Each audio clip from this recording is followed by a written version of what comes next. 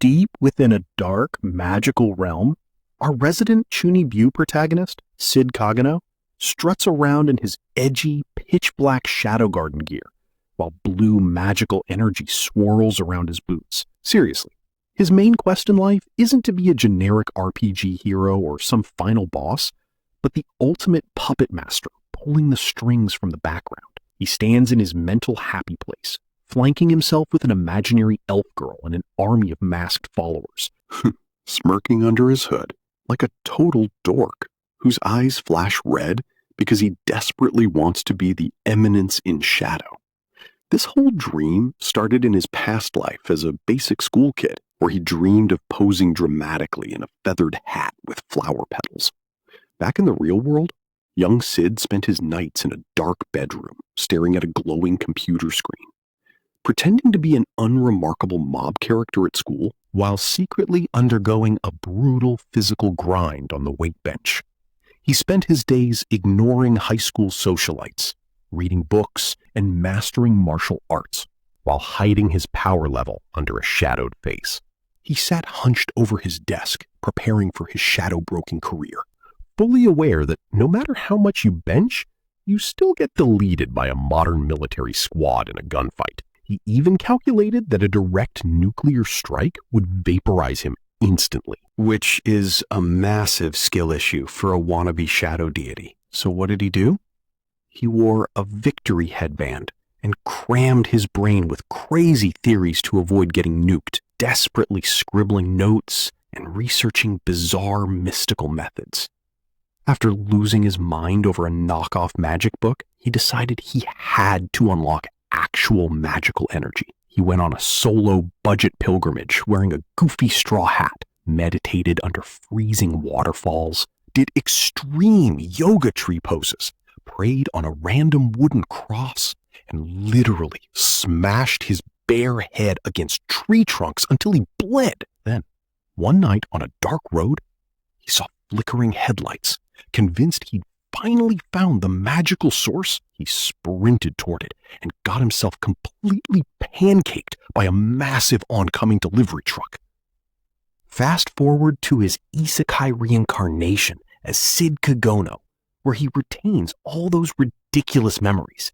Now, out on the training grounds of his family's grand estate, his overbearing, powerhouse older sister Claire is absolutely bodying him in a wooden sword duel. To maintain his masterclass mob character disguise, Cid deliberately lets her break his defenses and take him down with a magically enhanced kick. He flops onto the grass, fake crying about how she's way too strong, while Claire looks down at him like he's a pathetic disappointment who brings shame to their prestigious spellsword lineage. She's only 12, but already has the stuck-up aura of a top-tier warrior, sighing in disgust as she lectures him about their noble blood and demands he take it seriously.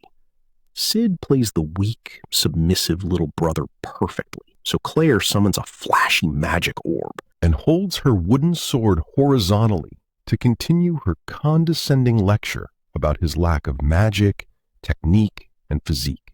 She predicts he'll always be a bottom-tier apprentice, but then decides to flex by charging her blade with glowing energy. With one clean horizontal slice, she explodes a massive boulder and strikes a proud pose amidst the rubble. Cid does his best NPC impression, cheering with fake starry-eyed wonder and asking for her secret. Claire smugly sheathes her sword, says it's impossible for him anyway, and tells him to clean up the shattered rocks while she heads inside. The second she's out of sight, Cid's goofy loser act vanishes instantly. A devious grin spreads across his face, because at just 10 years old, he's actually a max-level magic prodigy. He praises his own flawless acting and starts effortlessly juggling the heavy, broken boulders in a high-speed loop. He balances the heavy stones perfectly on his fingertips and knows he can execute crazy physical feats. He resolves to keep his true fangs hidden like a proper shadow broker. He plays hacky-sack with the rocks, but realizes he still hasn't figured out how to survive a nuke. Since nukes don't exist in this fantasy world, he could technically ignore it, but our perfectionist protagonist refuses to compromise his edgy standards. Eager for a live fire test, he sprints toward the nearby dark forest under the twilight sky, hoping to hunt down some local bandits to test his gear as night completely consumes the woods. Over at a chaotic bandit camp hidden deep in the dark woods, a rowdy gang of bandits is throwing a victory party inside a run-down wooden building. The stubble-faced leader and his light-haired lackey are chugging alcohol and celebrating their successful raid, while a bald thug laughs about how easily they slaughtered a helpless merchant woman and her young boy earlier. In their sick, twisted memories, we see the tragic victims slumped over a bloody cart, while these scumbags mock them. Back in the present, the bald bandit chuckles at how careless merchants are, and the leader smugly begins to recount how he threatened them. He laughs and mutters about making them show their valuables. Suddenly, Cid crashes through the roof like a complete maniac, scaring the absolute crap out of the dark-haired thug and sending the leader reeling. Brandishing his weapon, Cid lunges into the camp, screaming a wild battle cry, leaving the bald bandit sweating in terror and the leader yelling about who this weird kid is. Our boy Cid strikes an edgy combat stance, screams a classic thug line about handing over their valuables, and gets labeled with a hilarious protagonist text box. He demands their gold, pointing his dark slime weapon At the bald thief and ordering him to jump. The terrified bandit complies, and when Cid hears a satisfying coin-clinking sound, he happily claims the loot. The spiky-haired bandit is utterly baffled by this weirdo, but Cid just tells them to stay calm, while claiming he's just a passing, unremarkable midget. He then launches into a full-blown commercial pitch for his custom-made slime suit and slime sword, explaining that slimes can change shape with magic, to the utter horror of the surrounding thugs. In a funny flashback, we see Cid blending caught slimes into jelly to craft an ultra-high conductivity suit and sword, complete with stylized, strong and cheap infomercial slogans. He boasts about their 99% magic conductivity and lunges forward, slashing the bald bandit's chest while offering the gear to the lady of the house. He unleashes a barrage of high-speed aura slashes, instantly slicing open the light-haired bandit and cutting down the reddish-brown thug with a brutal cross-slash. Cid laughs like a literal psychopath with jagged teeth, earning another protagonist label as he turns the entire camp into a bloody blender. Standing in the quiet, blood-soaked camp, he casually shrugs off the massacre. The battered bandit leader glares in pure hatred, and Cid realizes he only has one target left to test his nifty function number 2 on. The desperate leader screams about being a royal capital Bushin master and unleashes a heavy downward slash. The blade hits Cid's chest with a metallic clang, doing 0 damage and leaving the leader in shock. Cid smugly points to his intact slime suit, explaining that it has incredible defensive armor stats. The frustrated leader swings again, but Cid effortlessly dodges while critiquing the Bushin sword style. He flips through the air with extreme agility, leaving the leader completely unable to track his speed. When the leader asks where his sword went, Cid delivers a brutal mid-air kick that sends the boss flying. He reveals that nifty function number 2 lets him draw his slime sword from anywhere, adding a final burn by noting the leader was actually stronger than his sister. Cid stands victoriously among the wreckage, loots a heavy pouch of stolen coins, and dramatically tells the dead merchants that their stolen goods will now fund his rise as the Eminence in shadow. However, his attention is caught by a weird, cloth-covered cage. He pulls back the cover, expecting a slave, only to find a rotting, pale, corpse-like figure that lets out an eerie whistle. Realizing it's still barely breathing, Cid recognizes the symptoms of possession. He recalls how the church claims to purify these cursed people, but actually massacres them behind closed doors to keep the public happy. Suddenly, a massive, unstable magic wave crackles around the rotting body, Recognizing the immense magical potential, Cid gets a devious grin on his face and decides to steal this test subject for some wild magical experiments. Back at his secret forest base, after several days of intense magic tweaking, Cid stands in his academy uniform holding a cleaver and a hammer, admitting he was completely shocked by the results of his experiments. It turns out the gross, rotting blob of flesh was actually a gorgeous, top-tier blonde elf girl. Cured and radiant, Alpha stares at her healed skin in absolute disbelief, immediately kneeling before Cid with tears of intense gratitude and offering to devote her entire life to him. Cid casually dismisses the heavy proposal, but internally, his Chunibyo brain starts spinning. He sits on a crate and asks if she wants to be his follower in Shadow Garden, which predictably confuses her. Realizing she has absolutely no idea what he's talking about, he knows he needs to set a concrete goal. After quickly brainstorming a wild fantasy trope to manipulate her, he declares her name is now Alpha and makes up a massive lie on the spot. He gravely announces that their grand mission is to stop the resurrection of the demon Diabolos. Alpha, sweating in confusion, asks if he means the demon from the fairy tales. Cid confirms this with a straight face, launching into a fabricated history lesson about how 3 ancient heroes defeated Diabolos. He claims the cult covered up the truth and that Diabolos cursed the heroes' descendants. He describes how this curse is passed down, calling it the Curse of Diabolos, which explains her possession illness. Scratching silly drawings in the dirt with a branch, he explains that her rotting skin was actually proof of her heroic lineage.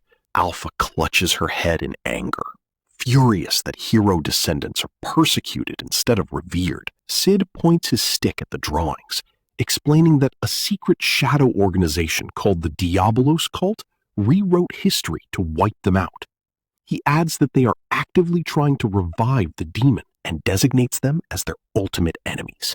He claims this deadly cult operates entirely in the dark and erases anyone in their way. Since he employs the same sneaky tactics, he plans to stand up to them from the dark while striking a highly dramatic pose. Posing dramatically under a massive full moon as snow begins to fall, Cid declares their edgy motto, "We lurk in the shadows, and we hunt the shadows." He warns her that saving the world won't be easy, and that failure means absolute destruction, before offering his hand to recruit her. Completely brainwashed by his epic storytelling, Alpha is filled with righteous, vengeful fury. She realizes the massive scale of their enemy and vows that the suffering of others must stop. She stands and yells in defiance. Kneeling under the giant moon, she solemnly pledges her life to Shadow Garden to bring death to their enemies. She bows her head, wishing vengeful death upon the sinners. The intense atmosphere instantly evaporates as Alpha bashfully clutches her collar while Cid stares at her with a blank, deadpan expression. Internally, our boy is absolutely celebrating because he totally nailed the role play. He maintains his deadpan face while realizing she's fully invested, smirking at how easily she bought his improvised act. As they walk through the snowy woods, Cid happily plans to keep this hilarious roleplay going forever, reminding himself that the cult doesn't actually exist, but his eyes glow anyway as he commits to the bit, already excited to use more cheesy lines about the demon's revival before a final note teases the next installment of his ridiculous journey. The video ends here, but the story isn't over yet. Like the video if you're ready for the next part.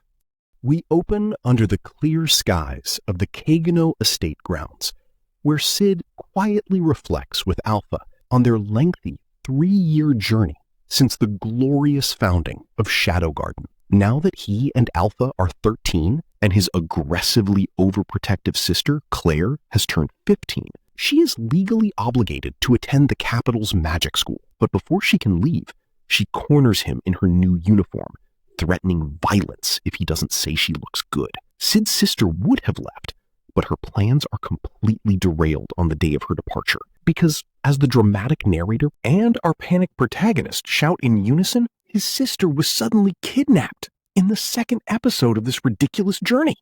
Talk about a generic fantasy hook. In her empty room, the bald patriarch of the family strokes his goatee, praising the kidnapper's stealth, and claiming the culprit must have been exceptionally skilled. The mama tilts her head with a sweet, angelic smile, asking if they were truly powerless. But when the pops tries to dodge the blame by claiming he can't be held responsible for sleeping through it, she morphs into fanged absolute rage and punches him. She launches him across the room, screaming that he shouldn't make convoluted excuses and despairing over their family's only hope, leaving him weakly whimpering on the floor. Watching his parents fight, Cid nervously wonders if his hairline is doomed. He shrugs it off, walking down the quiet hallway, musing on how magic lets women be exceptionally strong and frequently makes them heirs. Content with his lack of presence, he slips through the lavish parlor, completely content with his unremarkable status. Then he enters his bedroom to lock his door, exhaling deeply as he lets his background character mask slide. Sensing a stealth build by his window, he calls out to his subordinate, prompting Beta to step out from the white drapes, clutching a bundle of gathered documents. Cid questions where Alpha is, and Beta reports that she is looking for Claire's tracks, before adopting a grave tone to announce that the culprit is a high-ranking officer of the Diabolos cult, specifically one of their highest-ranking commanders. Fully committing to the bit, Cid asks why they took his sister, and Beta explains that they suspect she might be a hero's descendant, pointing toward the northern region on her maps. Cid poses dramatically, mentally noting that Beta is their third member, and that Alpha keeps picking girls up like stray cats. Suddenly, Alpha appears to proudly praise their sleek new slime suits. Cid is highly entertained by how they play along with his shadow routine, endlessly elaborating on his fabricated cult backstory. When Beta starts translating ancient letters pointing to the cult, Cid decides to act cool despite knowing it doesn't exist, and hurls a folding knife directly into the desk map.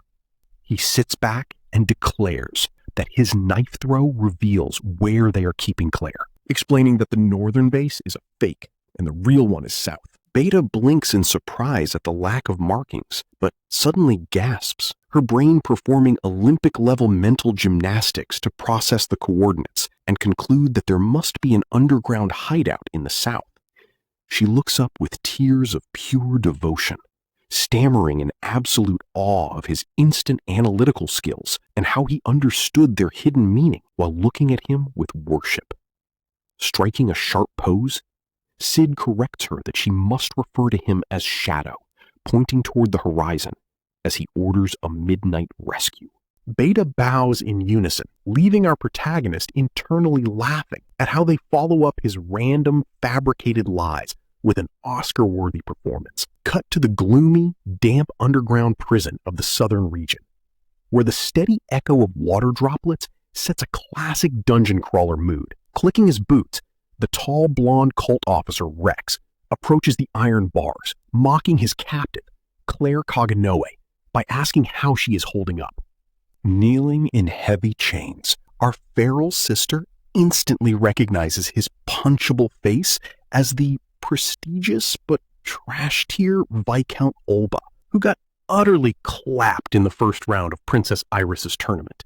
She laughs in his face, ruthlessly roasting his pathetic tourney defeat and calling him the ultimate first-round loser. Rex instantly throws a lethal kick at her skull, but she ducks it like a pro, letting the force crater the stone wall behind her. Surprised by her high reflex stat, Rex admits she's got genuine mechanics instead of just throwing magic around wildly. Remaining completely unfazed by the rubble, Claire smugly boasts that her bratty brother taught her how to optimize magic when Rex questions who her sibling is, and she proudly claims her bratty brother.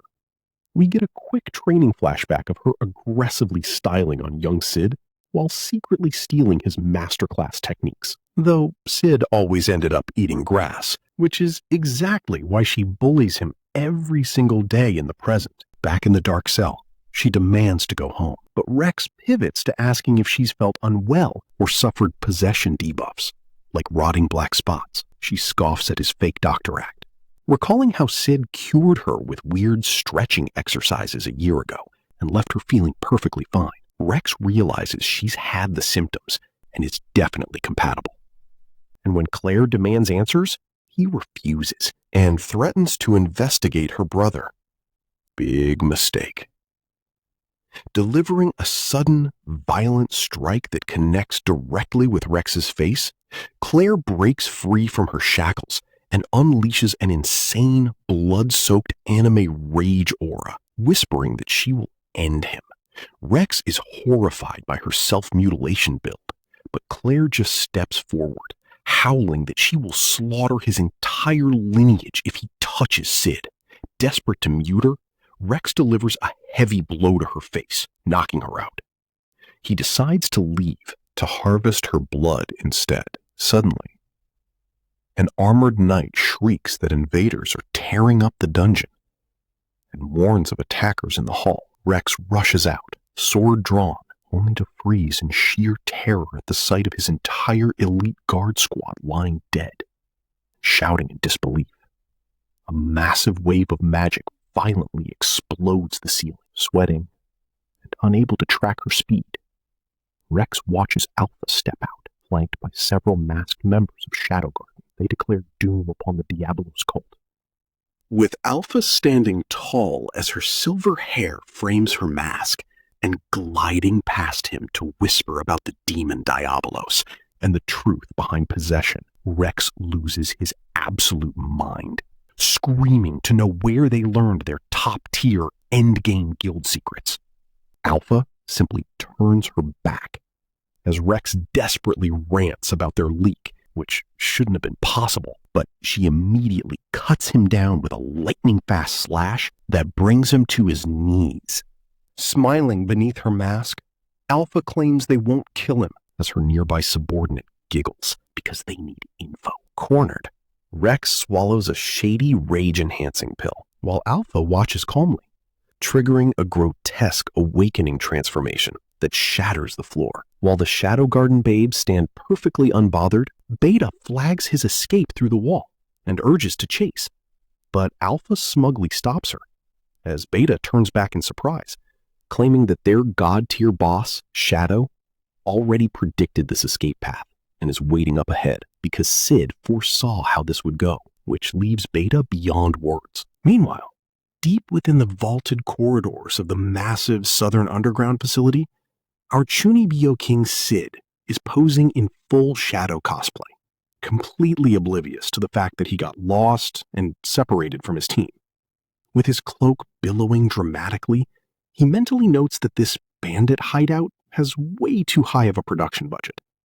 Suddenly, Rex stumbles in, wheezing and totally shocked, which Cid immediately frames as a mandatory boss-level event. Rex gets into a defensive stance and swings his blade in a frantic lunge, but Shadow casually blocks his ultimate physical strike with a single index finger. While Rex is drowning in sheer horror, Cid's analytical inner monologue notes that this bandit actually has a massive mana pool, even higher than Alpha, but possesses an absolutely zero-tier swordsmanship build. To Cid, relying strictly on brute force magic is incredibly crude and, frankly, quite boring. In his past life, he learned the hard way that spamming raw damage without spacing leads to a quick game over, which fully justified his current highly optimized survival strategy. Deciding to flex his physical gaming expertise, Shadow reaches for his waist, declaring he must step in to show him how real combat works, as he audibly sheathes his weapon. Rex is utterly baffled, screaming not to be made light of and calling him a brat as he charges. With perfect spacing, Shadow zips past his attack, delivering a non-magical punch to his solar plexus that launches the massive cult officer backward. Cid lectures him about using an opponent's momentum without magic, then zips back to deliver a devastating kick that leaves Rex completely winded. Shadow evades another desperate lunge with mesmerizing grace. Facing an absolute wall of skill, Rex has a classic villain flashback to his childhood training, remembering how utterly helpless he felt against his former master, realizing this boy's power gap is just as vast. Trembling and gasping in agony, Rex begs to know where he came from as he frantically asks about his opponent's origins and what Shadow Garden actually is. Shadow delivers the ultimate Chunibyo line.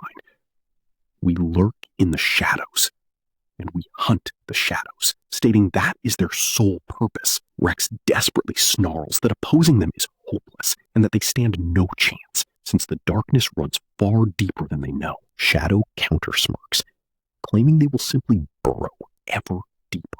Insulted, Rex screams that this isn't a game and calls him a little shit, greedily popping a handful of illegal magic pills and clutching his chest as they react, to amass immense magical power to show off his ultimate strength and complete his awakening giant form. The massive giant slams his blade, breaking the tiles, prompting Shadow to leap backward. Rex swings wide, laughing maniacally and roaring that it is useless, and screaming in triumph, boasting about his raw strength and power. He shrieks that Shadow is slow, flimsy, and brittle, as Shadow effortlessly dodges, calmly preparing his final attack, declaring that playtime is over. Shadow unleashes a massive, ink-like wave of black slime magic that completely engulfs Rex. Rex is overwhelmed by the sheer chasm of magic as the impact launches him backward, his mind drifting into a peaceful white void where he remembers his past defeats and realizes this kid is on a whole different level, whispering a quiet goodbye to Melia. Later, our boy Cid sits comfortably at his breakfast table in the morning sun as he reflects on his status, reflecting on how their bandit hunting rescue operation ended. His sister Claire's hands healed instantly, allowing her to head to the capital, though she annoyed him by poking his cheek beforehand. Cid mentally praises the bandit boss for playing his role so well, secretly thrilled he got to use his burrow ever deeper line. He notes that Alpha and the rest keep adding absurd, world-scale lore about a global conspiracy where they capture compatible targets to their imaginary cult, but he completely ignores their elaborate backstory. When they announced they were leaving to travel the world, he assumed they were just letting him down easy and retiring from the game. He feels a bit sentimental sitting on his roof, watching the sunset cast long shadows, knowing he's just a wannabe acting tough, but looking forward to joining the Capital School in 2 years to attend classes at the Capital. And with the narrator teasing that his road is long, Cid raises his fist to the setting sun, swearing to grow strong and keep working to become the true Eminence in Shadow under the setting sun. We kick things off in a dimly lit, abstract mental space where our Chunibyo-in-Chief is busy role-playing on an imaginary throne as he lays down his absolute golden rule. An elite shadow mastermind must always pass as a flawless, bottom-tier background NPC. In his mental visual, a massive venomous serpent rears its head, representing the ultimate truth that the legendary Shadow Eminence and a generic mob character are literally two sides of the same coin. He compares high-tier powerhouses to a basic frog sitting uselessly on a rock, reminding us that even in his past life, he wore a standard gym jersey and meticulously optimized his physical movement just to master the art of being totally unnoticeable. Cut to the massive gates of the Midgar Royal Spellsword Academy, where Cid arrives resolved to continue his flawless run as a complete ghost. Inside the high-windowed classroom, he flaunts his academic report card, celebrating a solid 2 months of maintaining perfectly subpar average grades to completely blend in with the local crowd. But of course, his peaceful grind is instantly griefed when his C-tier NPC buddy, a smug barony son named Hyoro, calls out to him and asks how he did on the practical. while his round-faced sidekick Jaga boasts about their B ranks. Cid calmly shows off his garbage C rank, claiming low mana,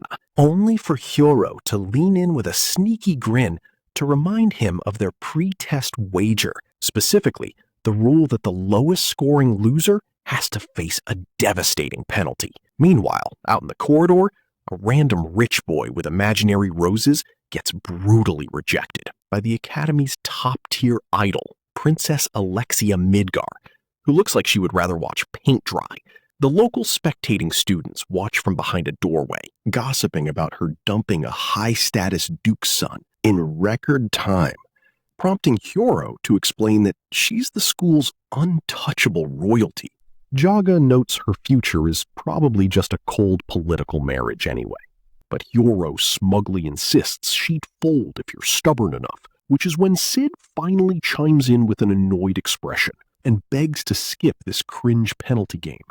Hyoro violently denies the request, yelling that losing the bet means Cid has to confess to a girl. Cid puts on an award-worthy performance of pure, trembling embarrassment, while Hyoro cackles in his face, openly admitting he just wants to watch a pathetic chump get socially obliterated. Cid sighs at his friend's trash behavior, as Jaga happily calculates a 100% fail rate, and Hyoro shoves him toward his doom. Cid dramatically shakes his fists, but the second they look away, his face twists into a manic, unhinged grin, because this is literally his dream scenario.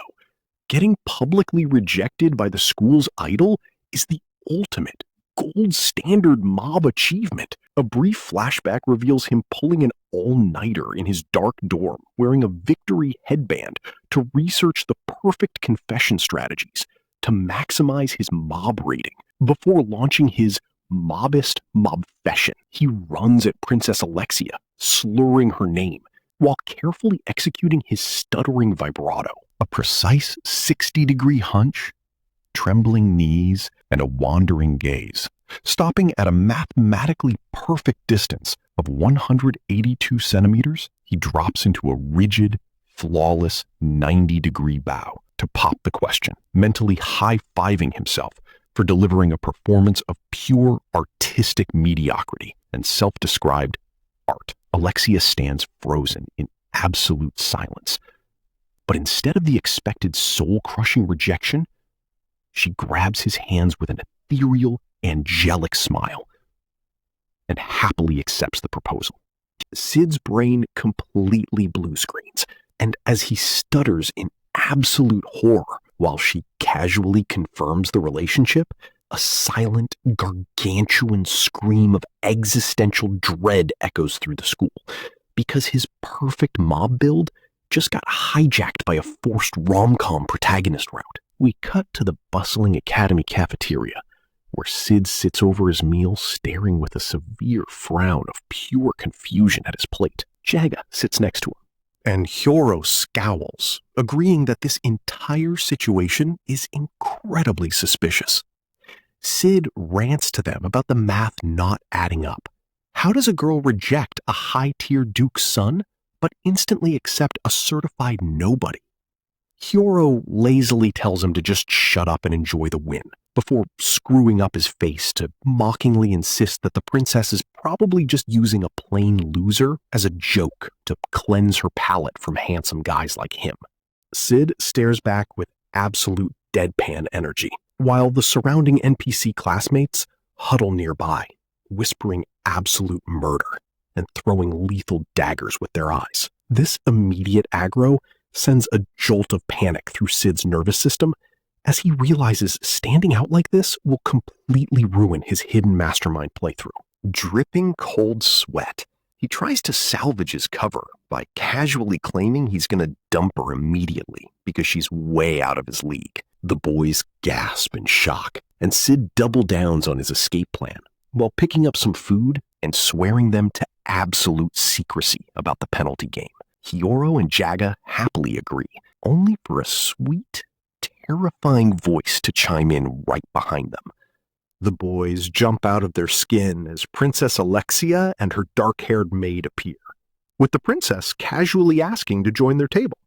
Hyoro immediately panics and rolls out the red carpet with stuttering obsequiousness, while Cid remains completely detached, casually snatching a piece of fish from the serving tray while Jaga watches in awe.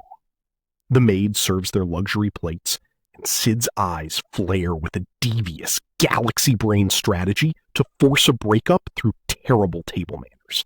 He loudly comments on how massive her course is, and when she complains she can never finish it, Cid launches his social suicide attack by shamelessly stealing a huge chunk of fish right off her plate, to Jaga's absolute admiration.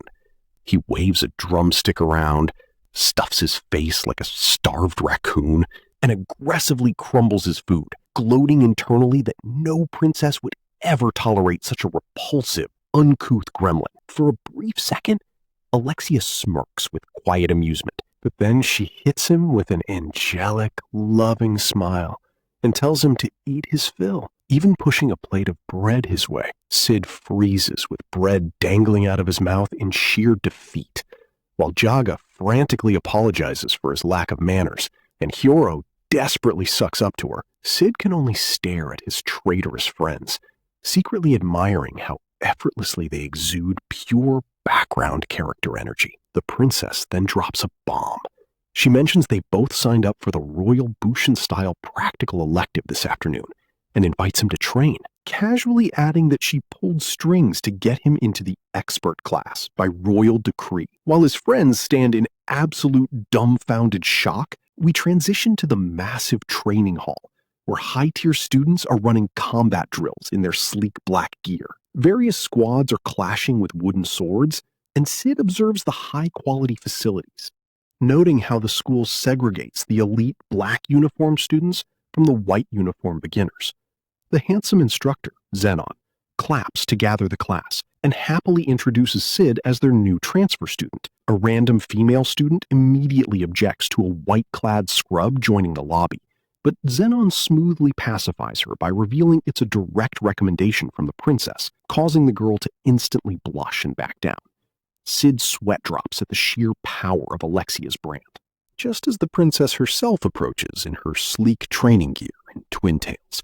She assumes a combat stance, but Cid immediately tries to throw the match and lazily raises his wooden sword. Alexia challenges him to a bout, and their wooden swords clash with a loud ring. Cid easily parries her attacks, silently analyzing her rock-solid fundamentals and comparing her hard-working style to her overpowered genius sister, Iris. Alexia praises his swordsmanship and admits it is not bad, but her frustration suddenly boils over as she unleashes a heavy strike, shouting that she doesn't like his style. She ends up slightly off balance and quickly apologizes for using too much power, but Cid lazily shrugs it off.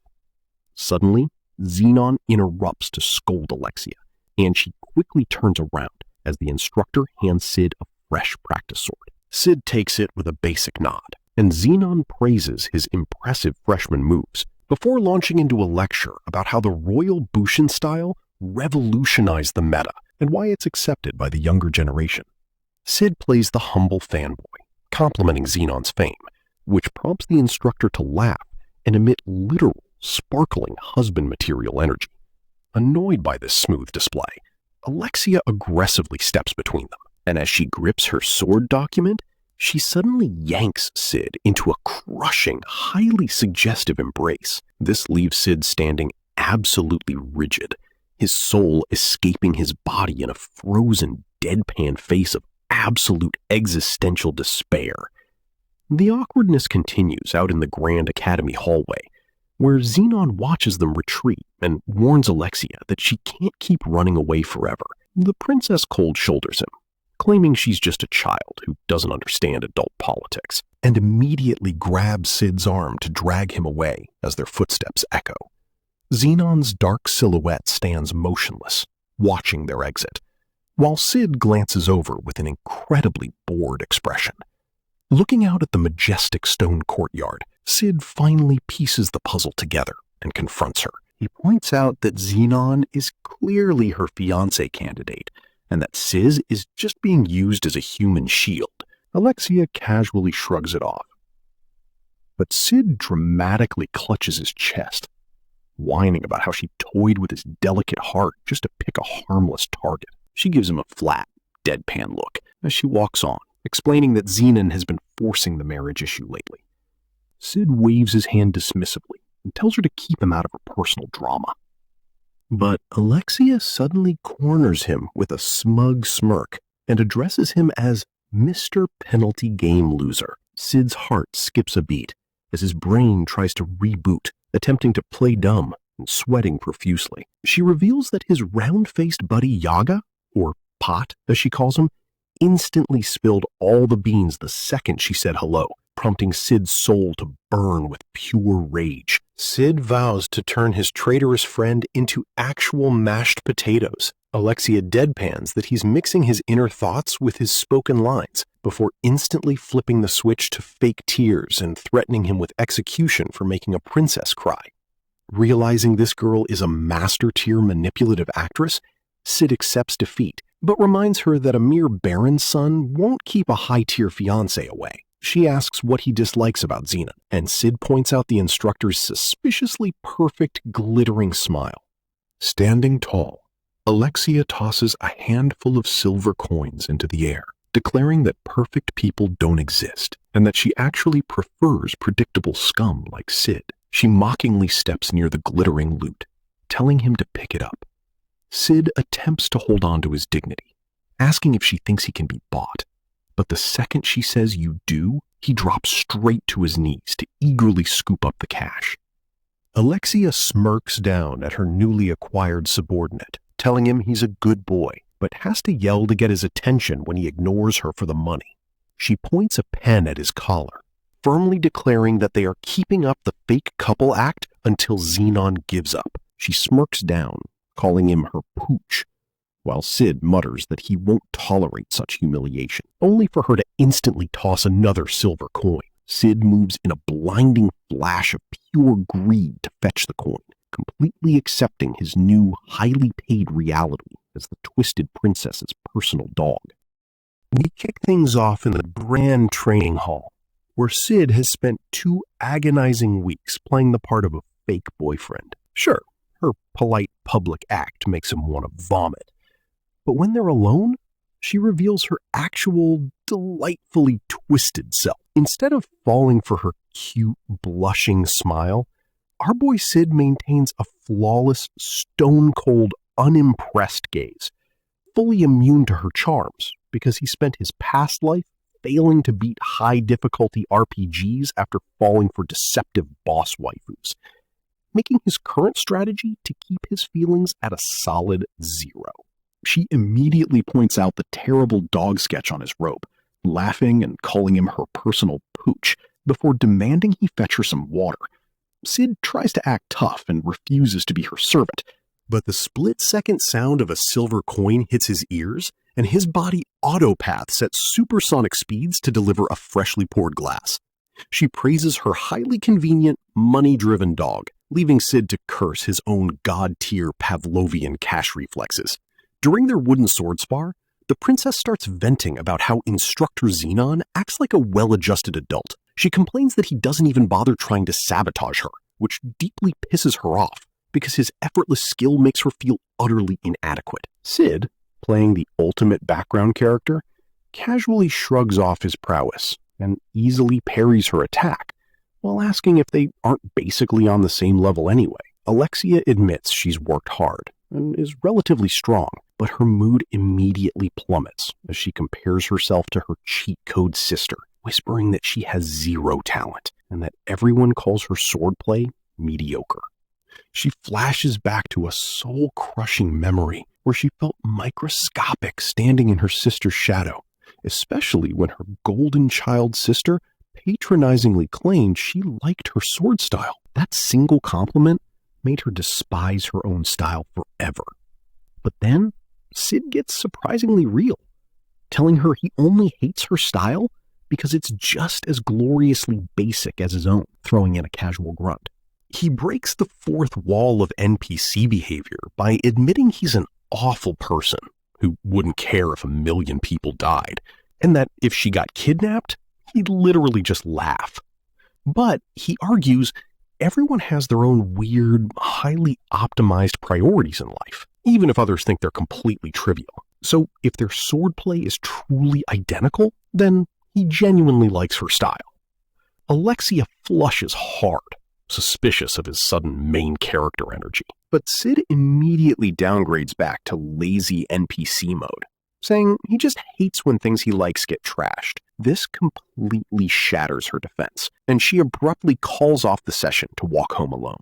Cut to the school cafeteria, where the Academy's premier NPC trio is finally reunited. Cid's bald classmate is hyped to finally eat together again, while his wavy-haired friend is seething with raw, maidenless jealousy over Cid's daily princess dates. Cid just glares at them, calling them straight-up traitors. The bald kid frantically rubs his dome, arguing he already shaved his head as an apology, though Cid bluntly points out he was always bald. The blonde classmate immediately asks how far they've gotten physically, but Cid shuts it down with a tired shrug. Suddenly, a shadow falls over their table as the handsome, final boss-looking instructor Xenon looms over them, prompting Cid to snap back into his polite student routine. Xenon gravely asks to speak with him in private, telling him to stay calm. Cid acts confused as Xenon drops a massive lore bomb.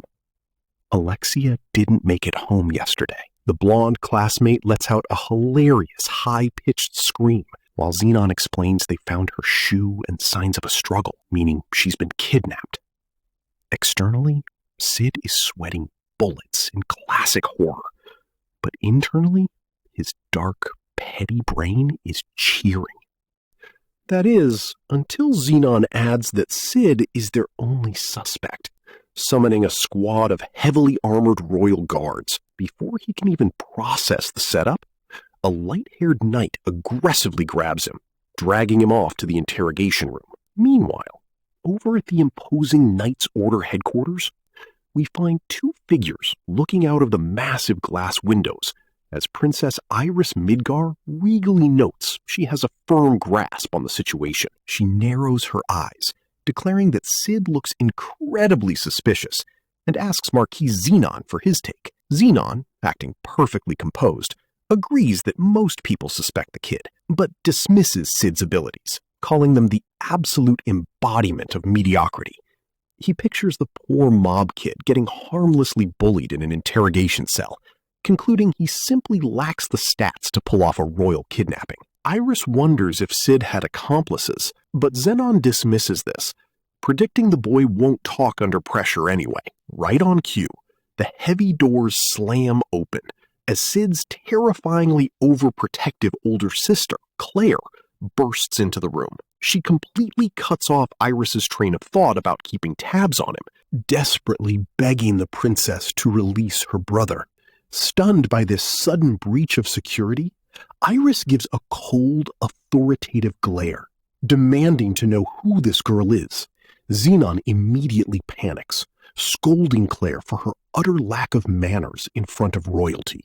Claire ignores him entirely, fiercely declaring her name and her absolute devotion to her little brother. Xenon quickly backtracks to explain she's actually an elite trial member of the Order, prompting Iris to generously let the girl speak. Claire wastes no time, passionately arguing that her brother is innocent and has been brutally tortured for 5 days straight. Iris tries to save face by telling her not to use the word torture, coolly explaining that they are just conducting a routine, highly thorough investigation. Claire's anxiety spikes as she points out that Cid faces execution if the true culprit isn't found. She has a total anime brain moment, picturing Cid as a delicate, sparkling cinnamon roll who wouldn't hurt a fly, before escalating to full-blown treason by threatening to murder the princess if her precious brother dies. Xenon physically grabs her shoulder to shut her up before they get them both executed. Watching this desperate display, Iris is deeply moved by the sisters' raw, family-first energy, shedding a single dramatic tear as she whispers a silent prayer for Alexia's safety. After his release, Cid retreats to his secret hideout, where Alpha arrives with a fresh paper bag, noting how dire things have gotten. Cid, sporting some nasty cuts and bandages, immediately rants about how those corrupt knights absolutely obliterated his health bar despite his polite cooperation. Alpha asks why he didn't just break aggro and escape, to which Cid explains he wanted to avoid drawing even more attention, remembering how his past gaming failures in survival simulators always stemmed from drawing early game aggro. She assumes he must have some brilliant galaxy brain reason for keeping his cover intact, though Cid internally deadpans that he absolutely doesn't. Sensing the tragic burden he must be carrying, Alpha insists he replenish his stamina and offers him a plate of thick-cut tuna sandwiches. Cid eagerly scarfs them down, while Alpha reports that she's been doing some digging of her own and warns him that the corrupt Knights Order is planning to frame him. She explains that high-ranking knights are actually under the influence of the Diabolos cult, and Cid just rolls with it, treating her intense conspiracy as a fun, low-level game mechanic. She continues, theorizing that they want the princess's royal blood to resurrect Diabolos, which leads Cid to logically deduce that Alexia must still be alive. Alpha gasps in pure admiration of his instant analysis before heading out to coordinate their forces, noting that Delta is also nearby. Cid instantly pictures their feral, suicide-charging beastkin DPS, and though Alpha smiles and confirms Delta is dying to see him, he can only murmur her name in mild horror. But as he finishes the food, he realizes he has a major crisis on his hands. When Alpha gives him a stern look, pointing out he just ate her portion of the sandwiches too. Still, she confidently outlines tomorrow's raid, and playfully demands a high-end dinner once this whole quest is cleared. Once she leaves, Cid steps onto his balcony to admire her top-tier ad-libbing skills, before heading back inside and unlatching his heavy loot trunk. He admires his collection of high-end wine, expensive glassware, and fancy cigars, then gazes at his masterfully displayed stolen painting, soaking in the sweet tranquility of his aesthetic. He fondly recalls his late-night bandit hunting grinds, and how he practically begged for every single dropped coin like a true loot goblin, realizing all that exhausting fundraising was purely to set up this ultimate high-class main character flex. At dawn the next day, Beta rushes in with full energy to report that preparations are complete, only to stop and look around the empty, quiet room in confusion. She finds Cid sitting majestically in his high-backed chair, swirling a glass of wine in the dim light like an absolute final boss. Beta is instantly paralyzed with pure awe, gazing at his 90,000 zenny vintage wine, his luxury jewel-adorned lamp, and his priceless, legendary masterpiece painting. She is overwhelmed with deep sympathy, imagining the tragic, world-saving burden he must carry, even though Cid's thoughts confirm he carries absolutely zero burden. Refocusing on the mission, Beta drops to her knees to brief him on their citywide raid on the cult's hideouts, explaining that Delta's chaotic ambush will serve as their signal. She then shows him a mysterious threat letter she found, anxiously asking her lord what it means. Calmly swirls his wine, explaining it's just a weak attempt by his kidnapper framers, muttering a silent apology to Delta for stealing her spotlight. He gives a confident smirk, declaring that this grand prelude is entirely his to perform. Sometime later, Cid strolls down the dark forest path behind the academy and spots Alexia's discarded shoe on the ground. Suddenly, a corrupt, dark-haired knight steps out of the shadows, arrogantly pointing at the evidence, while his light-haired buddy pretends to sense magical residue to frame Cid as the kidnapper. Cid plays the bewildered, innocent student, but the dark-haired knight aggressively declares him under arrest, smugly mocking him for not confessing during his torture, and looking down on him like absolute trash. But in a split second, the atmosphere turns freezing cold, and the arrogant knight is paralyzed in pure terror as an invisible, high-tier strike slices clean through his heavy plate armor. He screams in agonizing pain as his leg is completely severed, leaving his partner frozen in utter shock. The surviving light-haired knight shrieks and scrambles backward in the dirt, splattered in blood, as he looks up at the terrifying, hooded god of death. The bleeding knight weakly attempts to threaten him, warning him that he'll be a dead man by dawn. Meanwhile, Beta is hiding in the bushes, watching the carnage with absolute fascination as she frantically scribbles into her journal, totally obsessed with how cool he is.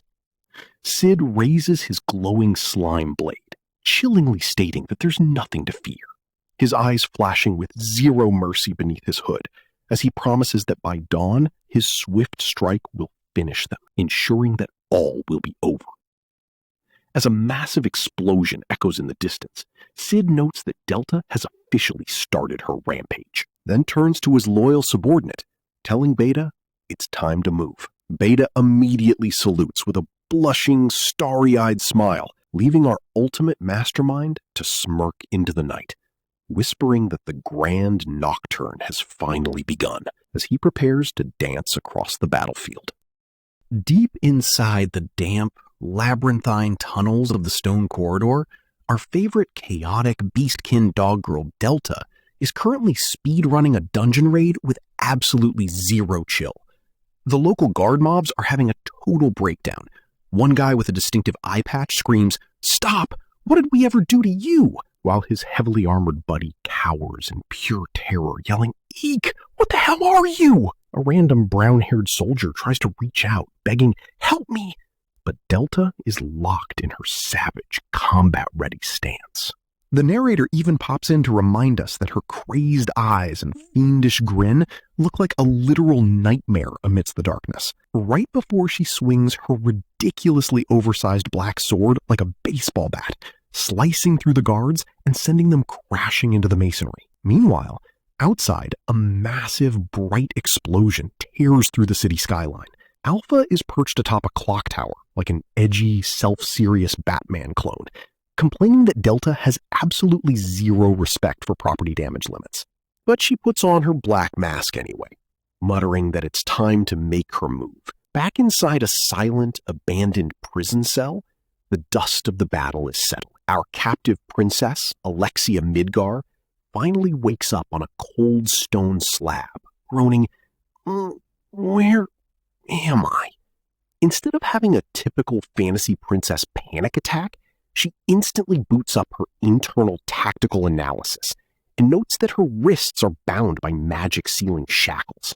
She quickly adopts a cynical, "not this crap again" attitude, realizing she's been generic kidnapped, but her thoughts quickly drift back to school, wondering if her favorite submissive pooch, Cid, is doing okay. Suddenly, chains rattle in the dark corner of the cell, and she calls out, hoping it's her pet dog boy. Spoiler alert, it's not.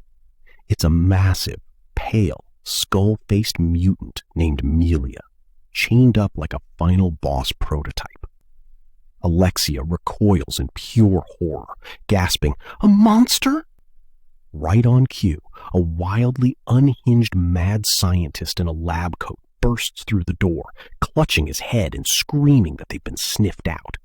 This guy is sweating bullets and grinding his teeth, sobbing about how he just needed more royal blood for his research. Alexia tries to make polite conversation, but the scientist completely ignores her to prep a giant glowing syringe. He rambles about using her blood to summon demon kind, causing Alexia to furrow her brow. The scientist goes completely hysterical, screaming about how his incompetent coworkers ruined his research. He even violently kicks the chained-up Milia while shouting about what a loser Olba was. Alexia tells him to cut it out, but the guy suddenly hears footsteps outside and goes into a full-blown panic attack. Alexia smugly assumes the royal knights have arrived to save her, but the scientist shrieks that the invaders aren't knights and will slaughter everyone. Realizing he's out of options, the desperate madman decides to force a Phase 2 boss fight by injecting his prototype serum straight into Amelia's neck. He screams, "Give them!" and cackles about unleashing Diabolos. Malia immediately undergoes a grotesque transformation, breaking her iron chains with ease. The doctor is briefly ecstatic, but his triumph is cut short. Malia swats him with a massive claw, leaving nothing but a wet splat of blood on the wall.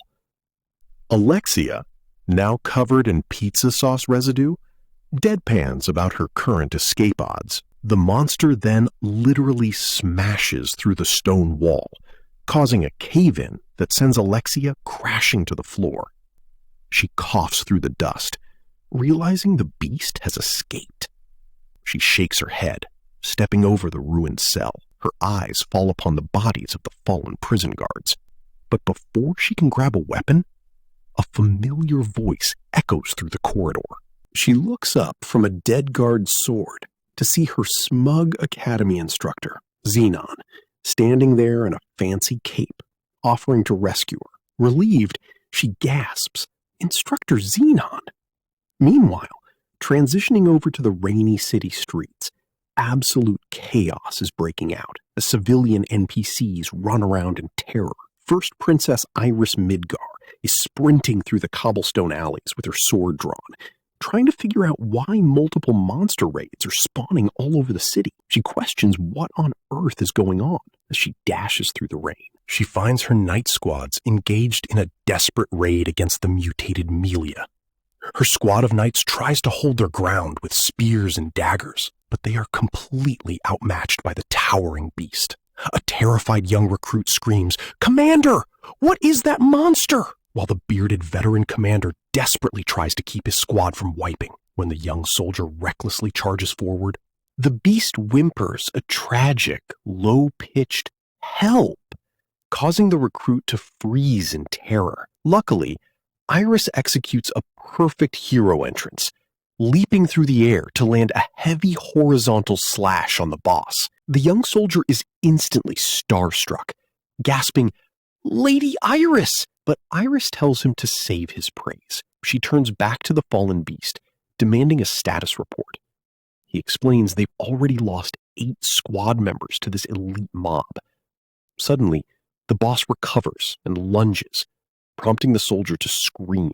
Iris reacts with lightning reflexes, deflecting the claw. But wait, the boss has passive health regeneration, instantly healing its sliced flesh. The squad goes into full panic mode. Refusing to back down, Iris steps forward to tank the threat, launching a massive downward strike while shouting, "Let's see you try regenerating after this!" She lands the hit cleanly, but the boss's HP bar immediately ticks back to full. Annoyed, Iris grumbles, "It's still regenerating?" and decides to channel her maximum mana into her sword for a final strike. But just as she's about to unleash her ultimate move, a wild alpha sweeps in with massive main character energy, effortlessly parrying Iris's sword and sending it flying onto the cobblestones. Alpha casually tells her she's just making the monster suffer and asks, "Can't you see?" Iris demands to know who she is. The masked elf proudly states, "Alpha." When Iris tries to flex the authority of the Night Order, Alpha basically calls her an ignorant fool who isn't even worthy of being an opponent. She tells the princess to stay in the audience seats like a good little extra.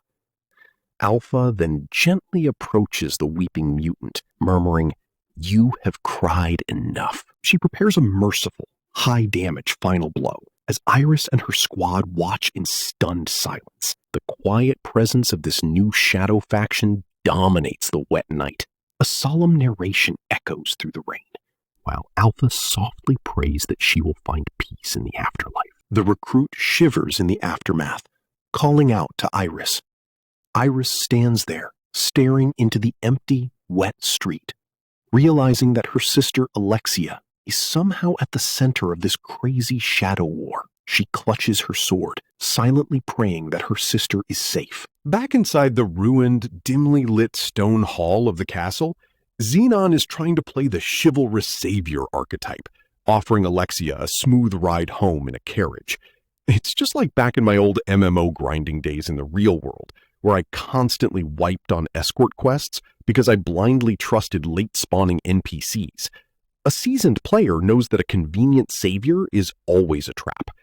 Relying on her optimized survival instincts, Alexia narrows her eyes, asking him how exactly he pinpointed her location so fast. Xenon tries to play it off by saying he just sensed her magic, but Alexia instantly points out the giant plot hole in his script.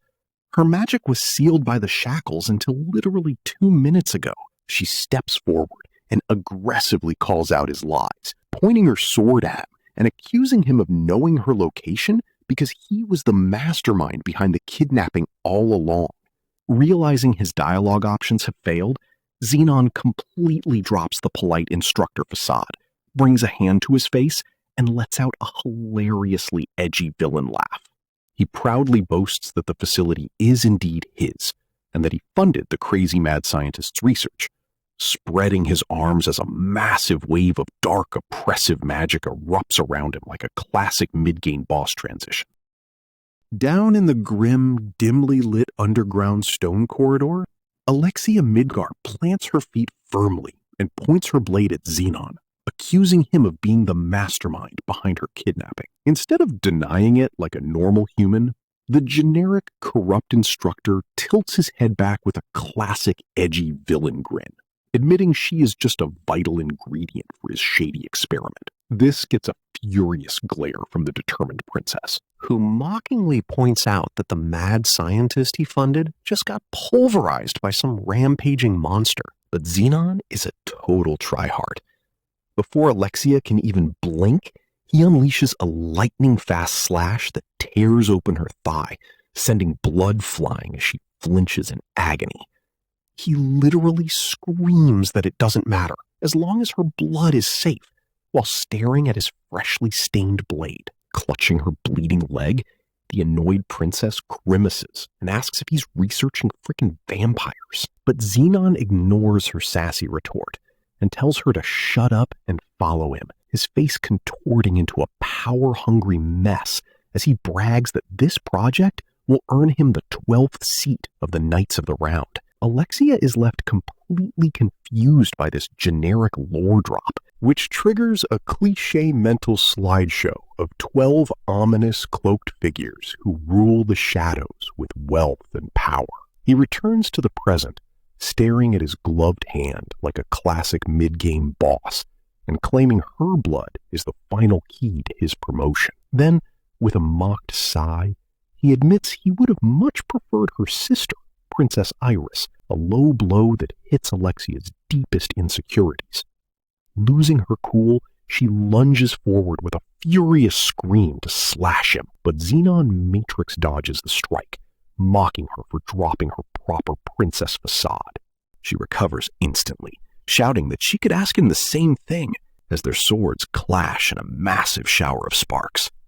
Xenon effortlessly parries her, mocking her shoddy sword, but Alexia pants heavily and declares that she knows she can't beat a genius in a straight fight. She drops her voice to a focused tone, explaining that she has been training for a reason, visualizing her legendary sister Iris as she unleashes a flawless diagonal slash. She leaps high to bring down a heavy strike, forcing Xenon to block with one hand. The sudden shock of her mimicking Iris's technique completely wipes the smug grin off his face, and Alexia lands gracefully, promising to execute him herself. Xenon stands completely still to analyze her stance, slowly raises his gloved hand, and terrifyingly licks his finger as he decides to finally take her seriously. Alexia gasps as his magical aura spikes, and Xenon boasts about showing off his true, non-instructor swordplay. He roars about how a Knight of the Round fights, gathering jagged black magical energy around his sword. He brings it down with crushing force, making Alexia scream as she barely blocks it. The overwhelming shockwave shatters the floor, forcing her to her knees before her sword completely shatters into useless metal shards. Xenon walks away, looking back to toss out one final emotional damage line about how she'll never be like her sister, and that talentless effort is just a cheap imitation. With a cold, merciless glare, he reaches out his hand to claim his hostage princess once and for all. Just when things look totally hopeless, the scene shifts deeper into the cold, ruined corridor as a sharp, menacing silhouette stretches across the stone floor. Xenon whips his head around in surprise, still gripping his captive princess. His brow furrows as he tries to process this uninvited intruder. Standing at the far end of the hall is our boy Cid, oozing absolute main character energy in his shadow persona. Xenon aggressively yells to ask who is there and demands to know how he got in. But Cid is fully locked into his Chunibyo roleplay. His glowing eyes pierce through the dark hood as he sweeps his massive coat and delivers his legendary line. I am Shadow. I lurk in the shadows and hunt the shadows. A heavy, suffocating silence fills the room, prompting Xenon to narrow his eyes before drawing his blade and mocking Shadow as a stray dog biting at the cult. Xenon lets out a low, mocking laugh, calling the bases Shadow destroyed worthless, and proudly introduces himself as the future 12th Knight of the round. He grins like a lunatic and lunges forward to claim his easy promotion, leaving our angry princess sweating at his speed. Cid is completely unbothered, calmly muttering.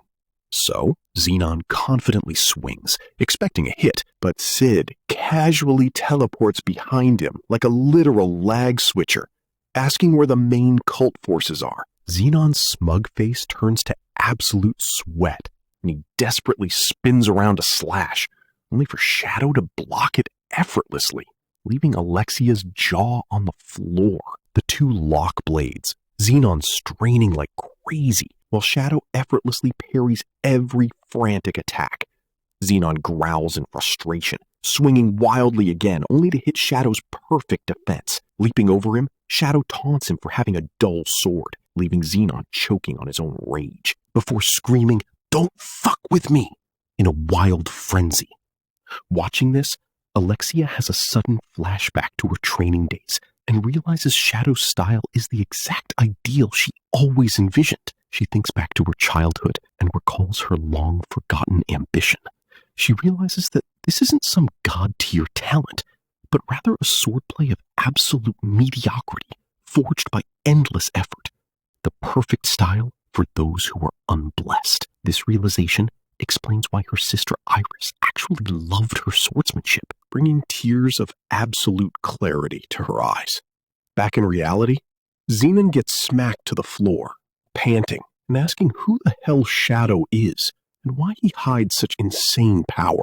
Shadow just recites his edgelord script about Shadow Garden. Xenon pulls himself up, gets into stance, and pulls out a small vial. He swallows the pills to gain a massive stat boost, proclaims himself the third Awakener, and lets out a manic laugh to show off his ultimate power. Shadow is entirely unbothered. As Xenon starts choking on his own power spike, Shadow steps forward to call him pathetic. Xenon recoils, and Shadow raises his slime sword, preparing to strike.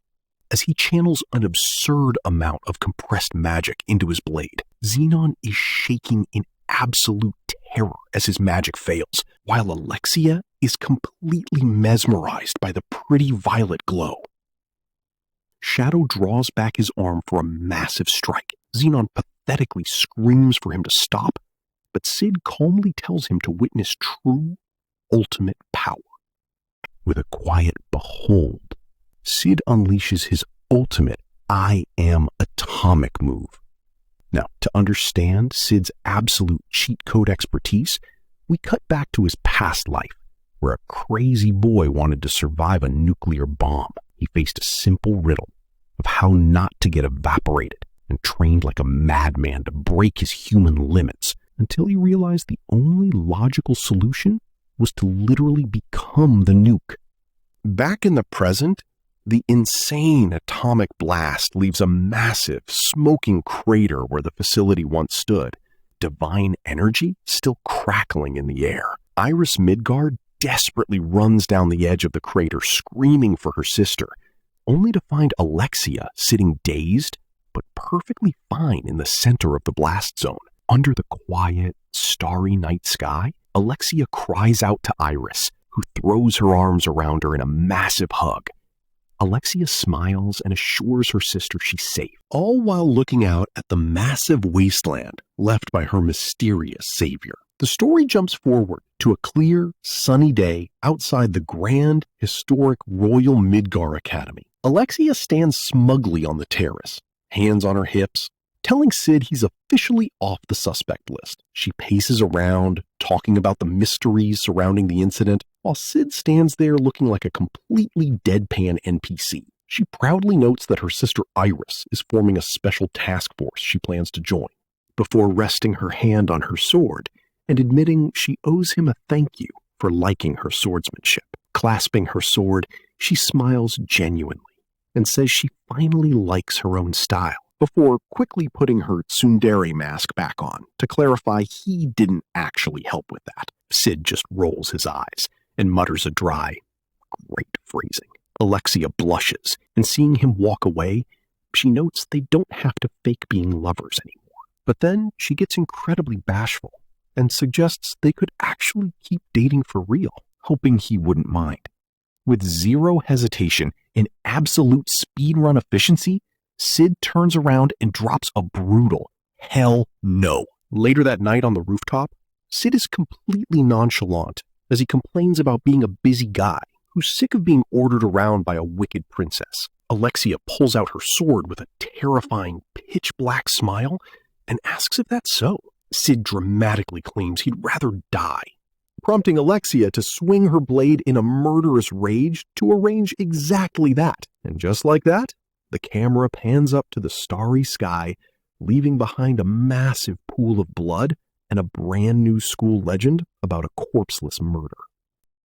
Inside a refined, wood-paneled office at the prestigious Royal Spellsword Academy, the science faculty is getting drafted into royal business. Princess Iris Midgar stands tall to address the academics under the watchful eyes of an armed guard. She enlists their help to learn something new, turning her gaze to the quiet prodigy, Sherry Barnett. Sherry studies the intricate etchings on a strange, heavy relic, explaining that it's highly encrypted with ancient runes. Iris's expression turns grave as she reveals it was left behind at the remains of a base belonging to the Diabolos cult, which was wiped out by a mysterious explosion. Hoping Sherry can decipher it, Iris is met with the young student's modest hesitation. Hearing this, her adoptive father leans forward with a reassuring smile, expressing total faith in her bright future. But when Sherry calls him vice principal, Ruslan playfully teases her to call him daddy instead. Refocusing on security, Iris promises to assign guards to protect the artifact, warning that the cult might try to retrieve it. Since they can't trust the Knights after Xenon's betrayal, Iris reveals her newly founded elite unit, the Crimson Knights. Glenn, her scarred vice captain, instantly salutes in agreement. Suddenly, Princess Alexia demands a spot on the guard detail to investigate her savior, Shadow. When Iris pulls the overprotective big sister card and denies her, Alexia unleashes the ultimate tactical blackmail by threatening to expose Iris's habit of sleeping with a giant bear plushie. She even ruthlessly exposes Iris's cat-patterned panties to the entire room. Horrified and completely defeated, Iris immediately folds, assigning Alexia to less dangerous tasks as the intense meeting comes to a quiet close. The next morning, the action shifts to the bustling commercial streets of Midgar, where Cid is busy pretending to be a background character. He treats this fantasy world exactly like a sandbox RPG, utilizing the ultimate gamer strategy of pretending to be a low-level mob to avoid aggro. Walking down the road, Hirogari asks if there are any romantic developments with the princess. Cid casually responds that they broke up, while Jaga waves his hand in complete disbelief. Cid maintains his stoic pace, explaining that she was more into smacking his internal organs. To cheer him up, Hyoro promises to take him to a nice place, while Jaga eagerly asks if it has raunchy stuff. Hyoro dismisses the vulgarity and points toward a massive, highly decorated stone building A massive crowd of eager shoppers surrounds the entrance, which displays a polished sign for Mitsugoshi Trading. Hiyoro proudly boasts about a legendary sweet called chocolate, smugly posing as he explains how sweets will make ladies swarm them. Another student teases him for being single, causing Hiyoro to flail his arms defensively. Cid, meanwhile, is curious about what chocolate this world has to offer. Just then, a beautiful shop representative with long, wavy hair addresses the crowd, smiling as she warns that the wait time is up to 80 minutes. Hiyoro's jaw drops in absolute panic, and their shaved-head friend stresses that they might miss curfew. He nervously mentions rumors of a dangerous slasher roaming the capital, sparking Cid's mild intrigue. Down a dark, nearby alleyway, guardsmen discuss the slasher's heavy casualties, pointing to a fellow knight lying dead in fresh blood. Back on the street, Hiyoro arrogantly dismisses the danger, immediately trying an awkward pickup line on a passing lady. Ignoring him, Nu approaches Cid under the guise of a survey. While Hiyoro and Jaga beg to join, Nu politely shuts them down and leads Cid inside. Cid looks back at his friends, weeping over their defeat. Passing by rows of luxury products, Nu guides him through grand double doors and up a massive staircase as Cid marvels at the department store luxury. Walking down a quiet, private corridor, Cid asks where the survey is. Nu smiles and opens a pair of towering white doors, revealing a grand, chandelier-lit chamber filled with Shadow Garden operatives. Gamma gracefully steps forward to welcome her lord, causing Cid's eyes to widen in shock. Gamma, the hyper-intelligent third member of the Seven Shades, bows deeply, but immediately faceplants onto the floor in a clumsy disaster. Cid watches with a deadpan face, fully aware that she is physically the weakest. Gamma proudly presents the massive haul, making Cid's sweat drop over how his childhood game grew this big. Striking a cool, masterfully calculated pose on a throne, Cid claims the view is decent and dramatically channels his magic. He unleashes a stunning vortex of purple mana, leaving the low-ranking members in absolute worship. Gamma sits dazed by the power, tears of pure devotion welling in her eyes. She remembers how he cured her possession in the cold snow, recalling the shadow wisdom he bestowed upon her. She remembers clutching her notebook in the forest as Cid casually told her to eat beans to gain muscle. Gamma used these random ideas to build a global commercial empire, leaving Cid internally screaming with broke boy jealousy. To keep up his cool persona, Cid asks about the company's influence, and Gamma proudly explains their massive branches. Cid stares back in salty silence, which Gamma misinterprets as cold disapproval. She drops to the floor in a desperate panic, promising to grow stronger, while Cid secretly laments how he was left out of his own ideas. Shifting back to business, Gamma asks if he visited because of that matter. Cid tilts his head, completely clueless, as an ominous silence fills the room. Gamma apologizes for not yet finding the black-clad slasher who claims to be from Shadow Garden. Cid sits up in genuine surprise, immediately suspecting his violent ex-girlfriend and recalling how she tried to chop him up. Feigning omniscience, Cid smirks and claims he has a hunch. Gamma gasps in sheer awe, admiring his unparalleled intellect before introducing Nu as their capable new recruit. Cid nods mysteriously, offering a final, lingering look as Nu bows politely. Shifting back to the elegant Mitsugoshi Trading main counter, Cid is busy working his ordinary mob guys to purchase cheap chocolates from Gamma, who gladly provides them for free. Outside, Jaga frantically runs to avoid getting locked out of the academy, while Hiyoro urges a leisurely Cid to hurry up. As the sun completely sinks below the horizon, Jaga inquisitively asks what took so long, and Cid claims the survey simply lasted that long. Jaga shrugs, asking if he got his chocolates. Suddenly, Cid hears the faint, sharp clashing of steel in a nearby alley. Hiyoro yells in confusion as Cid freezes, completely focused on the sound of a sword. Resolving to hunt down the fake Shadow Garden member, Cid dramatically tells his friends to go on without him. He then clenches his fists, screaming that he has a life-or-death diarrhea emergency, which leaves Hyoro in absolute slack-jawed shock. Jaga begs him not to stay behind, but Cid insists that he must settle this battle alone. Hyoro asks if he's truly about to burst, while Jaga frantically questions if he's choosing dignity over curfew. Cid simply groans in mock agony and tells them to leave him, forcing Jaga and Hyoro to reluctantly run. Sprinting away in tears, Hyoro vows never to forget him, while Jaga yells that they'll be friends even if he ends up shitting in the streets. Crouching low, Cid yells for them to fly, leaving the cobblestone street dead silent.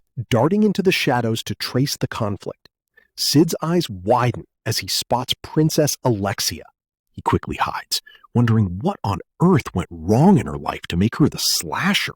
Further down the alley, Alexia confidently demands her opponent to give up, but a hooded figure mutters, "Shadow Garden." Cid watches in disbelief as more hooded cultists emerge to encircle the princess. Alexia demands to know why they are attacking innocents and what Shadow's true goals are. Hearing their clumsy performance, Cid's internal monologue absolutely dies of secondhand cringe at their incredibly low-budget knockoff routine. It's like watching a modern gamer witness a cheap mobile ad copy their favorite MMORPG. Alexia grips her sword as the tension peaks, and the imposters close in. Nervous, but trying to maintain a brave front, she is blindsided when the lead attacker lunges with blinding speed. The strike sends her reeling backward as blood spills from her lips, leaving our favorite wicked princess completely overwhelmed and at the mercy of some very bad actors. Yo, what is up, guys? Under the cover of pitch black darkness, a gang of sketchy, hooded copycats ambushes Princess Alexia in a classic narrow stone-paved alleyway trope. Suddenly, the lead attacker activates his speed hacks, lunging forward with blinding velocity to strike Alexia and send blood flying from her lips as she reels backward from the devastating blow. She collapses to her knees on the hard stone ground, clutching her HP bar and struggling to hold on to her sword. Looking up at the towering figure looming over her with a raised weapon, she drops her tough act, cowers in terror, and begs for her life. But wait, it's a total bait and switch. As the dummy lunges downward to finish her off, Alexia drops the damsel act and counters with a savage midair kick directly to his chest. Spitting blood, she taunts her attacker with premium gamer energy. Like I'd ever say that for real. Thank you for lunging straight at me, fool. She immediately follows through by swinging her sword in a decisive downward arc to slash the staggering loser, and raises her sword to bark at the rest of the mob.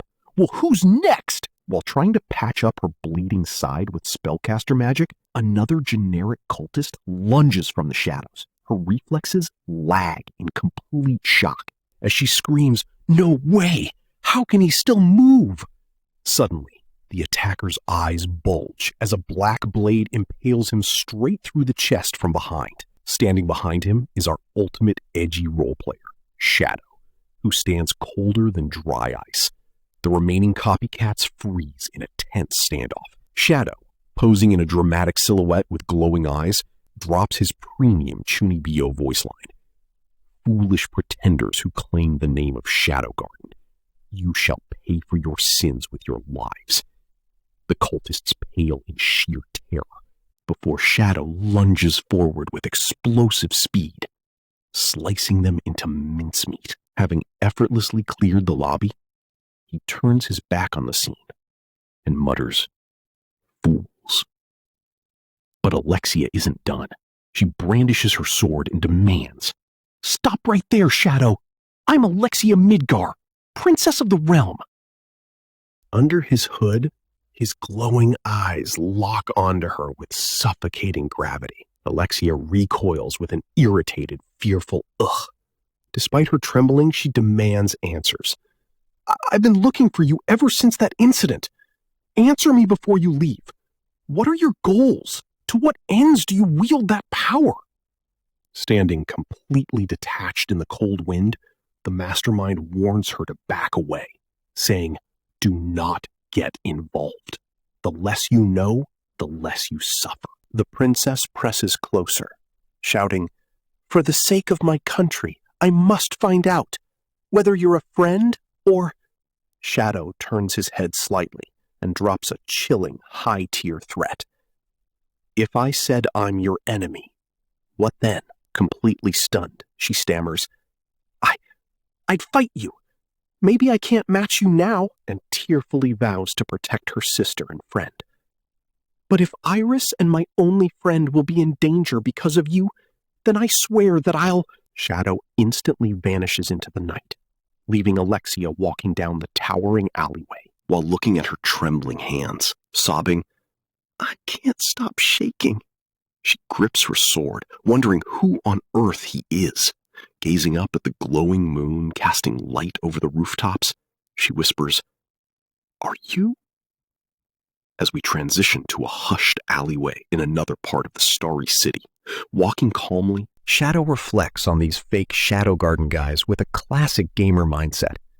Now, why would those guys dress up in all black and pretend to be Shadow Garden? I know the answer very well. As two winded copycats flee in the distance, Cid's inner monologue hits a peak of supreme cringe. They're a bunch of copycats who look up to us. They admire Shadow Garden, or rather, the notion of a shadow eminence. Smiling with immense satisfaction at his own legacy, his face suddenly goes dead cold because nobody steals his brand. But I will not tolerate these fakers. To do so would be to throw away my identity as a shadow eminence. Because just as this guy here is a shadow eminence, he strikes a ridiculously dramatic pose. He declares, "I too am an eminence of shadows." Suddenly, his actual subordinate Nu steps out from the dark, gushing over him with an "Amazing work, Lord Shadow," as her heels clack on the cobblestones. Posing like an absolute lord, he commands her, "Do not fail me." Nu bows deeply, offering her solemn vow to clean up the trash and gather intel. "Yes, my lord. You apprehended them with amazing swiftness. Please, leave the rest to me. I will find out what they know." Before leaving, Shadow executes a blindingly fast slash, disarming a hiding copycat who stumbles back in absolute shock. The attacker screams, "Ah, arg!" as his fingers are sliced off in a spray of crimson and clatter onto the floor. Nu gazes down with an icy, sadistic expression and tells him, "Know that I am nowhere near as kind as Lord Shadow." With a terrifying smile, she adds, "Do not expect a merciful death," before a sudden slash cuts through the alley, leaving only a dark splatter of blood across the stone walls. Next morning, at the prestigious Midgar Royal Spellsword Academy, the bustling cafeteria is packed with lively chatter, while Cid stands casually with his dorky, zero-riz sidekicks. Facing Cid, his energetic blonde buddy initiates a conversation by calling out, "Yo, Cid!" He leans in to tease Cid with a smug grin, saying, "Tough shit yesterday, huh? At least your dignity is still in one piece." Directly beside him, the buzzed hair friend joins the roast, commenting, "Your humanity was really in peril there." Cid, maintaining a completely deadpan poker face, responds in a flat tone, "Yeah, good thing you two were there to help." Suddenly, the blonde guy erupts with explosive, over-the-top hero pose energy, roaring, "The plan is in motion!" Holding up a small gift wrapped like a classic visual novel quest item, the buzzed-haired friend echoes the hype by screaming, "Operation Lady Killer with a present!" The blonde buddy quickly calms down, resting his chin on his hand with a confident, scheming smirk as he says, "But that's enough shit-talking." He points toward a table where a girl with long, wavy, reddish-brown hair is eating alone, declaring, "My target is right over there. She always eats alone, so I'm sure wooing her will be easy." Meanwhile, The buzzed hair guy points to a blonde student nearby, bragging, "And I will go for that girl. I've already researched everything there is to know."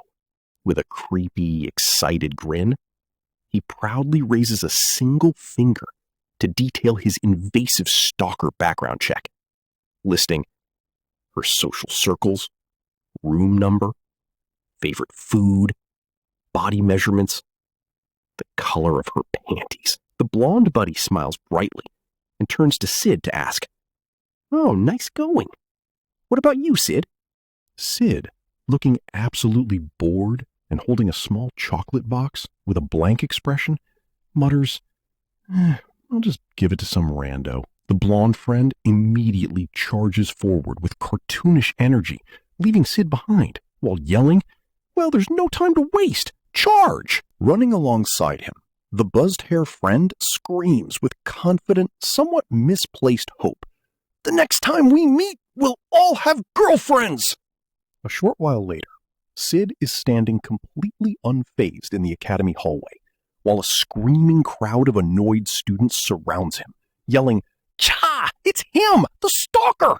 Hey, you lanky guy! What do you want from my fiancé?" Ignoring the mob, Cid keeps his calm composure while harboring a dark, menacing thought, silently vowing, "The next time we meet, you'll be rotting corpses." Returning to the cafeteria, Cid walks up to a table where a pink-haired girl named Sherry Barnett is sitting quietly with her drink. Leaning in, Cid initiates a direct conversation by asking, "Hey, yeah, you like sweet stuff?" Cid casually plops a wrapped box of chocolates onto her tray, offering, "Have some chocolate, whatever." Sherry stares at the gift in utter surprise, her face flushing red as she squeaks, "Eh?" Looking completely flustered and caught off guard, she clutches the box and stammers, "What?" She quickly turns to watch Cid calmly walk out of the cafeteria, wondering silently, Later that evening, Sherry is sitting alone at her cluttered desk in a quiet, dimly lit library, surrounded by ancient research materials. Holding up a piece of chocolate to examine it with deep curiosity, she thinks, what could this be? Her thoughts are interrupted as Vice Principal Ruslan Barnett stands in the doorway with a warm, inquisitive smile, asking, "Oh, Sherry, where did you get that chocolate?" Startled, Sherry straightens her posture, stammering, "Vice Principal Ruslan? Father?" Embarrassed, she soft explains, "This was given to me by a boy. I don't know." Ruslan chuckles with an amused expression, noting, "Oh, so it was a present." Sherry looks down in genuine confusion, questioning, "A present? But why?" Ruslan walks closer with a gentle, fatherly smile, suggesting he must have fallen in love with you at first sight. As her cheeks flush, he details the extreme rarity of the treat, telling her that's the kind of chocolate that would be hard to attain even if you got in line first in the morning. He must have gone through a lot to buy that for you. Ruslan maintains his supportive tone, advising, make sure to think about how you answer him. Relationships are also part of what you learn as a student. He reaches for a teapot to pour hot tea, adding, of course, research is important as well. Holding his warm cup, he asks about her academic work. Are you making progress with the artifact? Sherry answers her father diligently, explaining, yes, the knights are watching over it in the other room right now. Clutching her cup, her eyes soften with a melancholic look of grief, sharing, so far, all I've learned is that it's a code used by an ancient civilization or organization. My mother, Kreia, was researching something similar before her death. She looks down with a wistful sigh, whispering, I just hope I can decipher it in her stead. Ruslan smiles warmly to encourage her, saying, with your smarts, I'm sure you can. After all, you even have a chance to study abroad in the Science City, Regawis. But suddenly, Ruslan doubles over in a violent, harsh coughing fit, dropping his cup while Sherry shrieks in terror. Father? He presses his hand to his mouth, forcing a weak smile as he wheezes. I'm fine, although lately my condition hasn't been the best. Sherry's eyes widen with solemn resolve, declaring, Father, I just can't go abroad to study. Clutching her chest in deep devotion, she explains, I can't leave you behind when you're so sickly. I haven't even done anything to repay you for adopting me after my mother's death. Rusalyn's gaze softens with warm affection, replying, Sherry, I'm already happy knowing that I have such an amazing daughter. He stands tall and urges her to prioritize her own path, insisting, You must think of your own future first and foremost. Pointing to the chocolate, he gives his final instruction, adding, And make sure to try that chocolate. Sherry hesitates briefly before taking a soft, quiet bite of the sweet treat. She stands entirely alone in the quiet, book-lined library, letting a gentle, content smile spread across her face as a single tear escapes her eye. The next afternoon, the bright sun shines over the grand estate of the Midgar Spellsword Academy as Cid walks alone through the school courtyard, feeling slightly downtrodden. He grumbles about his friends being hospitalized, but a soft voice suddenly interrupts his thoughts, calling out, Excuse me. Startled, he turns his head, immediately recognizing the speaker as new, disguised in a remarkably plain uniform with round glasses and fluffy pom-poms. Cid turns fully to her in confusion, asking, New? Right? What's with that getup? New offers a polite, demure smile, explaining that it's a secret disguise to avoid suspicion. It's a disguise. I shouldn't be suspicious here in this uniform. Leaning in with a playful warning, she whispers, This is a secret from Lady Gamma. If she knew that I'm infiltrating the school during daytime, she'd be very angry. Cid notes her completely different vibe as they walk, saying, Sure, you do give off a different vibe, though. New smiles confidently, explaining she refined her makeup skills in her past life. It's sort of a skill from my past life. I'm good at applying makeup. At the company, I'm trying to look more mature.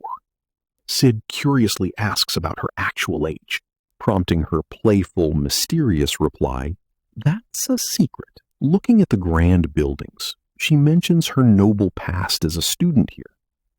I used to be the daughter of a marquis, so I had my fix. Cid curiously asks about her actual age, prompting her playful, mysterious reply, That's a secret. Looking at the grand buildings, she mentions her noble past as a student here. I used to be the daughter of a marquis, so I had my fair share of high society mingling. I even used to be a student here. Her expression shifts to quiet sadness as she recalls being cast aside due to her possession, until I was cast away for being possessed, as if I never even existed to begin with.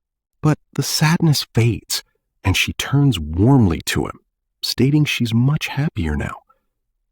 I came all the way to this campus to reminisce about old times, but I suppose I'm much happier now. Gazing affectionately at him, she feels profound gratitude, declaring, Yes, I have companions now who share the same ambitions, with my respected and beloved lord right beside me. Her face grows serious as she delivers her formal report, saying, Now, as for the people I interrogated, I wasn't able to get much information out of them.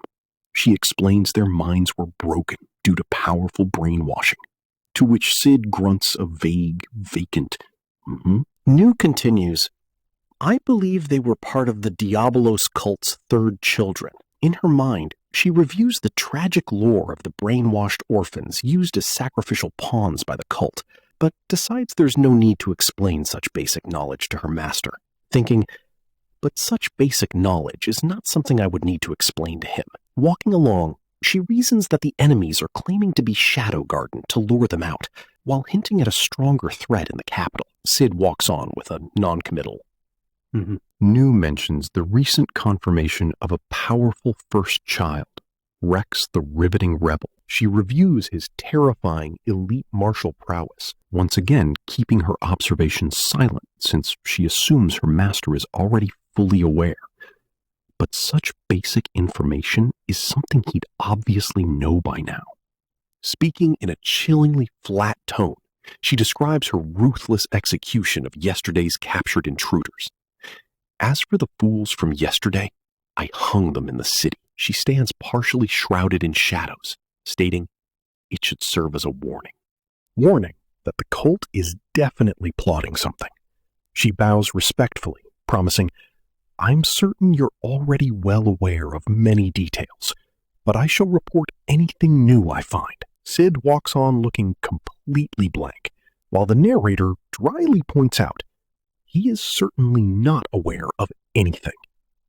Meanwhile, inside a quiet, dimly lit royal bedroom, Princess Iris Midgar stands watchfully at the bedside of her younger sister, Princess Alexia, crossing her arms in stern thought. Iris ponders the slashers, saying, I see. So the slashers didn't belong to Shadow Garden. They were just pretending to. Propped up in bed, Alexia responds, That's what Shadow said. Iris sighs in frustration at their lack of intelligence on the mysterious group, admitting they know nothing. She recalls her fleeting memory of encountering Alpha during the crisis, thinking, during the incident, I came across a spell sword called Alpha. Remembering how the mysterious elf girl effortlessly neutralized the threat, she adds, she dealt with the monster in just one strike. That one must have been from Shadow Garden as well. Sitting beside the bed, Iris shares the concerning reports, saying, other reports also indicate that their organization is extremely powerful. But that's all we know. Alexia proposes a potential lead. Shadow was fighting against the Diabolos cult. Perhaps they would have some clues? Iris reaches for the medicine bottles as she resolves to act. Yes, they're certainly not just a simple religious group. I will look into them. She boasts about the Crimson Knights, saying, thankfully, the Crimson Knights have as many as 8 very capable members. Alexia retorts with a deadpan, unimpressed look. You mean only 8? Desperate to warn her sister, Alexia sits up quickly and clutches her sheets, asking, Iris, which one is the Crimson Knight's enemy? Is it the Diabolos cult or Shadow Garden? Her voice rises to a frantic, terrified shout as she recalls the blood-red sky. We cannot fight Shadow.